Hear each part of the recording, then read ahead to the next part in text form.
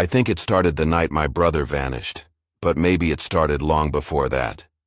Maybe it started the first time someone stepped into the elevator on that side of the building and pressed the wrong sequence, thinking it was just a harmless internet myth. I remember the exact moment, the way the elevator doors opened and nothing felt right. Not wrong, just not real. Okay, wait, let me back up. I'm Eli. 24. Amateur photographer, mostly street stuff. New York born and bred, Bronx side. I don't believe in ghosts. Not really. But I believe in patterns. And what happened to me, what is happening to me, isn't just a story. It's a pattern I can't break. It all started 3 weeks ago when my older brother Jamie disappeared. He left me a voicemail, just one. Short, it said, Eli, if you hear this, don't go to the building, don't follow. I was wrong. I was so wrong. It's not a game. And that was it. No location, no explanation, just that quiet click, and his voice, tight, scared. Not the Jamie I knew. My brother was a loudmouth, sarcastic, always too smart for his own good. But that night, his voice was cracked, like something broke inside him. The police weren't any help. Said there was no sign of forced entry at his apartment. His car was still in the garage, wallet and phone left behind. I knew he'd been reading about something, some weird Japanese urban legend, the elevator game. It was all over Reddit and obscure YouTube channels. A ritual where you press a sequence of floors in a building's elevator, supposedly to open a doorway into another world. The other world, they called it. Bullshit, right? That's what I thought. But then I found the notebook. He hid it behind a loose floorboard in his closet. Worn leather cover. Pages filled with cramped handwriting. Notes in red ink. Maps of buildings. Across the city. Scribbled instructions. 10 floors must be alone. Sequence 4 to 2 6 2 10 5. And then circled in thick marker, do not talk to her. I didn't sleep that night. Instead, I stared at the walls and kept hearing the sound of an elevator dinging inside my head. Over and over. Ding, ding, ding. Was supposed to be rational. I told myself it was probably some ARG Jamie got pulled into. But still, he was gone. People don't just vanish like that. Not without a trace. I followed the clues. His last location pinged from a service elevator in a condemned office tower in Koreatown. The kind of place you walk by 1,000 times and never look at. Just a concrete face lost in the noise of the city. But that building, 317 West 43rd, was different. Boarded up, supposedly condemned since 2007. But when I got there, the front door was cracked open like it had been waiting for someone. Inside was all shadow and rot. You know that smell? Damp drywall, burnt wire, and something sweet and foul, like old meat in a forgotten freezer. Yeah, and then the elevator. It stood in the center of the lobby like a shrine, wide steel door, graffiti scratched into the frame. Above it, a flickering red number. 1. Something about it was wrong. Not broken, not haunted, just wrong. Like it didn't belong, like it had been grafted onto reality. I should have turned around. I know that, but grief does strange things to the mind. So I stepped inside, and that's when everything started to unravel. The rules were simple, at least on paper. I opened Jamie's notebook, hands trembling, flipped to the marked page. The elevator game, rules of the sequence, enter the elevator alone. Press the floors in this order. 4, 2, 6, 2, 10, 5. At floor 5, a woman may enter. Do not speak. Do not look. Press 1. If elevator ascends, to 10 instead, the ritual is complete. Exiting on the 10th floor leads to the other world. Now, I know what you're thinking. Urban legend crap, chain letter for adrenaline junkies. But when you're desperate, fear becomes a kind of compass. You start walking toward the things you should run from. So I pressed 4. The elevator groaned. The walls moaned like they were settling bones. Floor 4 was silent. Empty hallway, flickering lights, cold air drifting in like fingers. I pressed 2, then back to. Each stop felt like time was stretching between floors, like the space between each number thickening, warping. Then I pressed 10, and finally 5. The elevator shuddered. The lights. My breath fogged and she stepped. She looked almost.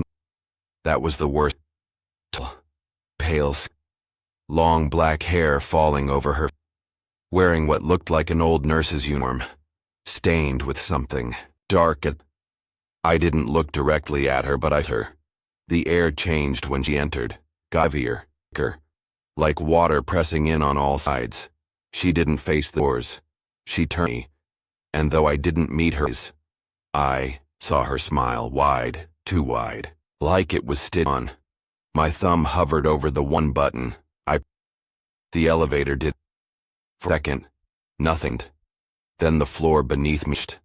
The light above snapped off, and the button for 10 lit up on its own. We were going up. I closed my eyes.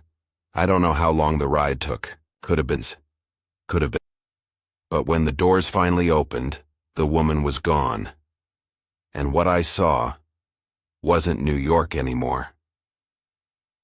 The hallway outside was bathed in red light, like a film darkroom. The walls pulsed slightly, like they were breathing. The air smelled like copper and mold. The silence was wrong, not quiet, empty. There were no windows, no sound, just the hum of fluorescent lights flickering in slow, erratic pulses. I stepped out. My shoes made no sound. My breath didn't fog the air anymore. I turned around. The elevator was gone, just smooth wall behind me. I was in, and whatever this place was, it was watching. I walked, slowly. Each step felt heavier, like gravity had changed. The hallway stretched ahead, far longer than should have been possible in a 10-floor building. Every door I passed had no handle, just numbers scratched in what looked like nails. Room 210. 10. Over and on. Room. I tried not. From the other side. A child. You're not supposed to be. After what felt like hours, I came to a door that was different. Open. I stood inside. The room looked like a station. And graffiti everywhere, but wrong. The signs were written in reverse. The clocks had hands. The benches were covered in sheets of plastic, each one lumpy like something. In the center stood a bean. Approached. Inside, behind the glass wasn't soda or candy. It was photos, hundreds of them, faces, blurred, some screaming, some smiling, some, oh God, some eyes. One photo mentioned Jamie. His face twisted, his mouth open like he would scream, his eyes wide and begging. I blast. No cracks. It was like trying to break a mirror, made of iron. Then a voice behind me. You're not the drink. I turned and saw him, Jamie, but me. He looked older, tired, skin pale and stretched, eyes sunken, like he hadn't weeks. Smiled. That same crooked grin. Took you long enough, he said, and then the lights went out. I should have run when the elevator opened to that hallway. But I didn't. Instead, I stepped through the threshold like some idiot moth drawn to fire, like I had to see what was down there. Like some part of me knew that whatever lay ahead had already begun unraveling reality, one floor at a time. The air was colder on the other side. Not just cold. Empty. Hollow. Like the breath had been sucked out of the world. I turned to see if the elevator was still behind me. It wasn't. There was only wall. I blinked, backed up, panicked. Pounded my hand against where the doors had been just seconds before. But all I touched was ice-cold metal, seamless and solid. Okay. No. This isn't happening, not real. I pressed my forehead against the metal and tried to breathe, but the silence was too thick. It rang in my ears like pressure underwater. The kind of silence that makes your thoughts too loud. I turned around. That hallway. It stretched impossibly long, deeper than the size of any building should allow. The walls were concrete, cracked, and leaking something dark that pulsed down like blood in slow motion. The lights above flickered, dim, yellow, like they were tired of being on. A low humming came from nowhere and everywhere at once.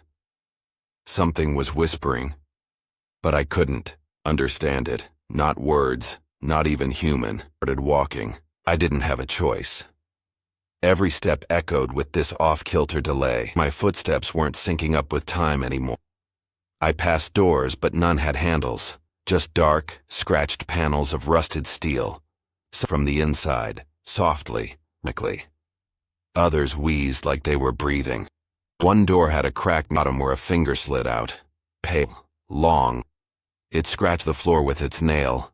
I ran, did look back, moving forward, for another elevator. A stairwell. Anything. Instead, the hallway led to their door. This one was different. Wood. Old.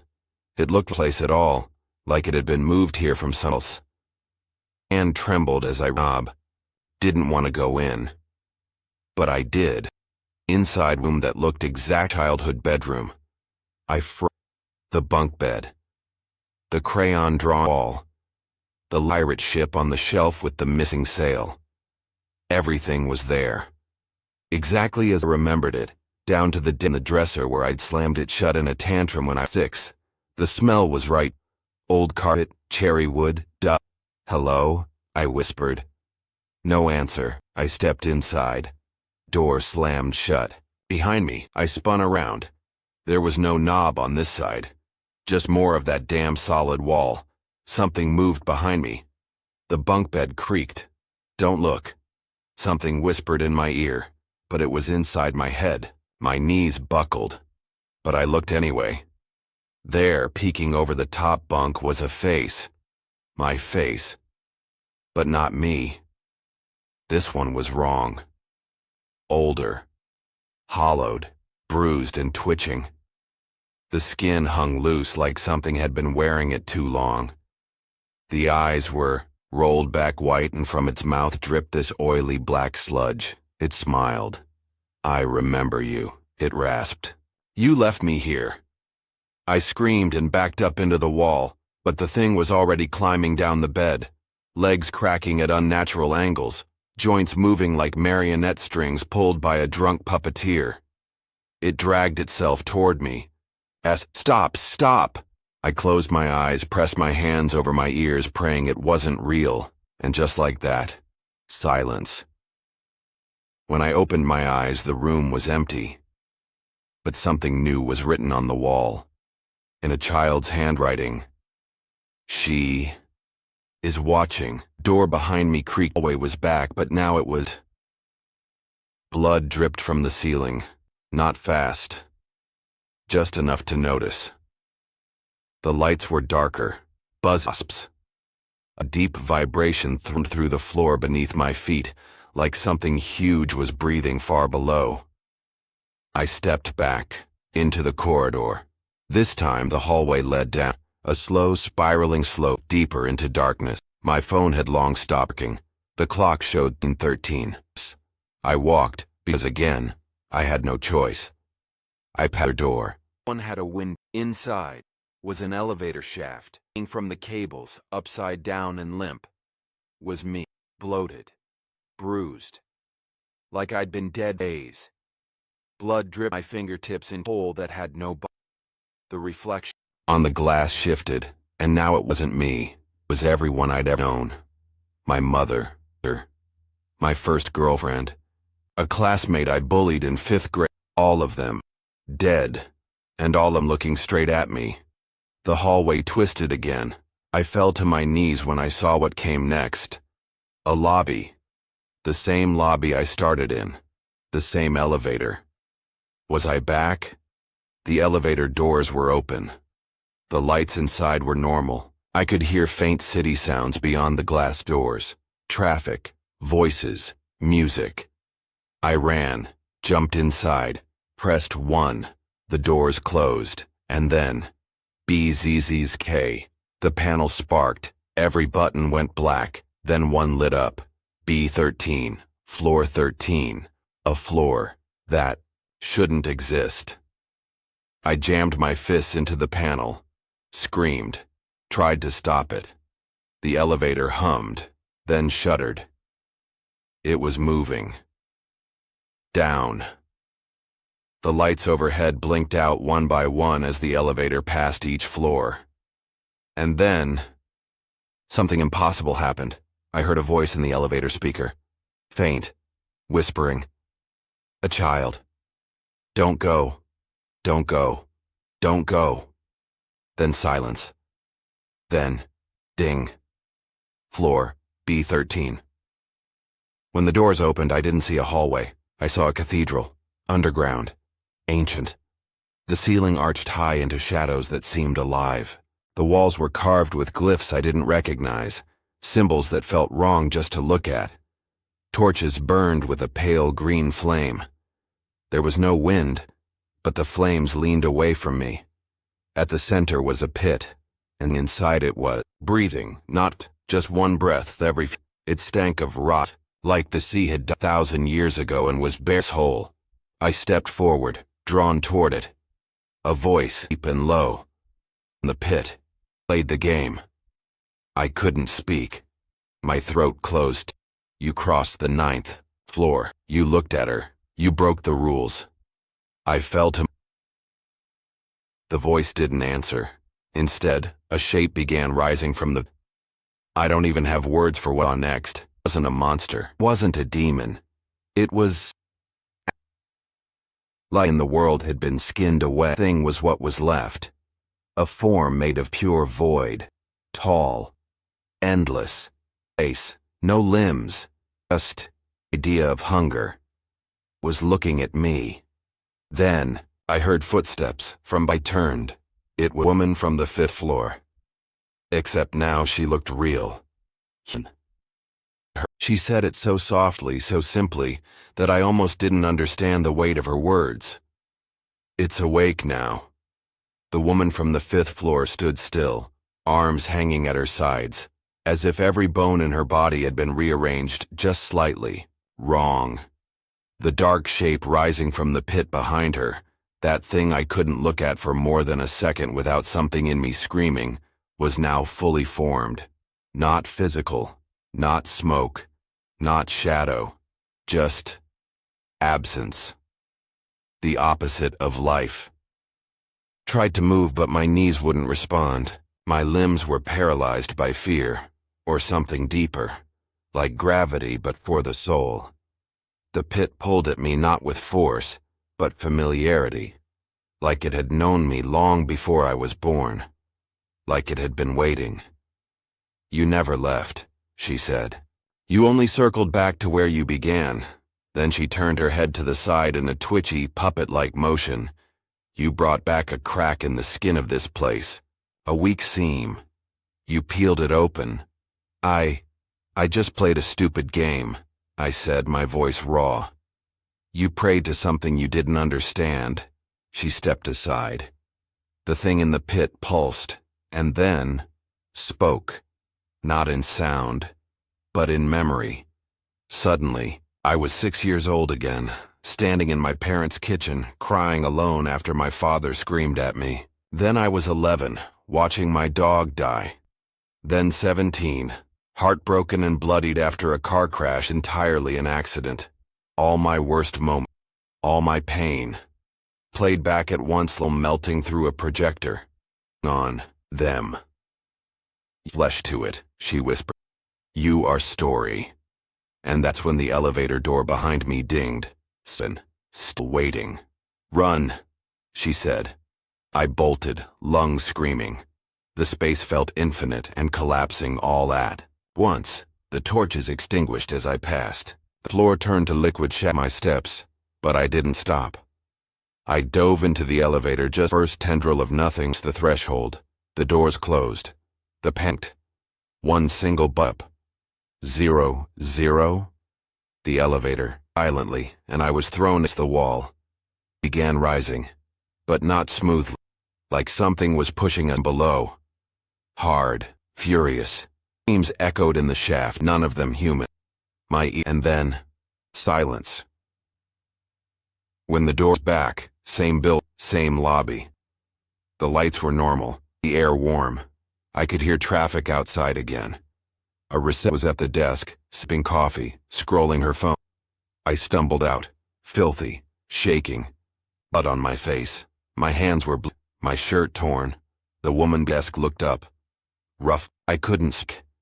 She blinked, then frowned. Sir, do you need help? But she didn't see what I'd been through. I looked at the elevator. It was gone. Not just closed. Gone. A smooth wall now stood where the elevator had been. I went home. Didn't sleep for days. I threw my phone away, smashed every mirror in the apartment, covered the TV with a blanket. Every screen flickered when I passed. Every reflection lingered a little too long. I tried to forget. I tried. But sometimes, late at night, I dream of that place again, the spiraling hallway, the flickering lights, the voice, and always, always, the elevator dings. I finally broke down and called the building. A woman answered. I asked if there'd been any reports about the elevator. Anything strange? She hesitated. You said, the elevator? Her voice was shaky. Yeah, the main one. I took it a week ago. I think I went, I don't know, too far down. Sir, she whispered. That building hasn't had a working elevator in years. It was sealed. After the incident. What incident? But she had already hung up. I didn't want to go back. But I did. I had to know. I took a bus downtown, walked the block, turned the corner. But the building wasn't there. Not just empty. Not condemned. Gone. A hole stood where it had been. Fenced off. Low tape fluttering. Signs. No workers. Just like something had swallowed entire structure. That knock on my door. Rose. Knocks. Through the peephole. Nothing. I opened the door. No. But on the floor was a folded slip of paper. Shaking, I picked it up. There were only 2 words inside. Keep writing. Weeks passed, and I tried. God, I tried to live normally, but everything felt wrong. Shadows moved where they shouldn't. My neighbor's dog barked at me every time I walked by, bared, tail down. I found symbols scratched into my bathroom mirror, ones I hadn't. One night, the water from the faucet turned black and sticky for 3 seconds, and clear again. Worst of all, elevators started showing up others, not just in dreams. One morning I stepped into our office, and the panel was wrong. Floors 1 through 9, then 10, then 4 again. I backed out before the dozed, but I could feel it watching me following. Nightmares. They weren't dreams. They were memories. Of floors I hadn't reached yet. One dream showed me standing in a narrow corridor filled with mirrors, each showing a version of me more. The last had me opening a door and seeing a people with no faces applauding. Done yet. One woman from floor. She was sitting in my kitchen. Calm, waiting. You brought it with you, she said. You carried it out. Realized the game never ended. Not when I got out. Not when the building vanished. When I tried to forget. The elevator game doesn't have a finish line. It has a cycle. And I was now part of it. I started seeing them. The subway with vacant eyes. A man at the bus stop whispering floor numbers. To him, like a prayer. A woman pacing the park, pressing invisible buttons in the air with her eyes closed. All of them, touched by it, and recognized me. Sometimes looked straight at us, farther than we did. Then came the night it opened again. Building, not anywhere real, just there. At the end of my hallway, an elevator where my coat closet had been. Open, waiting. No sound. No hum, just invitation. I should have run. I should have burned the bill and salted the earth, and I stepped inside. The doors closed. No panel this time, only one button, unlabeled, glowing red. I pressed it. The elevator descend faster than physics, like diving into a scum. My lungs couldn't hold air, my ears imploded. Then, darkness. The lights overhead back. I was at the bottom, the doors opened, and before me, floor B13. Not a cathedral, but a mirror, just one. Wide, toward it, and saw myself. But not me, not anymore. Thing I'd become. Skin, eyes empty, mouth twitching, smile. Reached out and touched the glass, and it rippled, water. And from the other, it stepped through. I don't know how long I've been. I'm not sure who's writing this now. Maybe it's me. Maybe it's the version of me that came back. But if you're reading this, if you've ever played the game, if you ever hear an elevator ding when it shouldn't, don't get on, because what sleeps beneath has finally woken up, and it's riding up.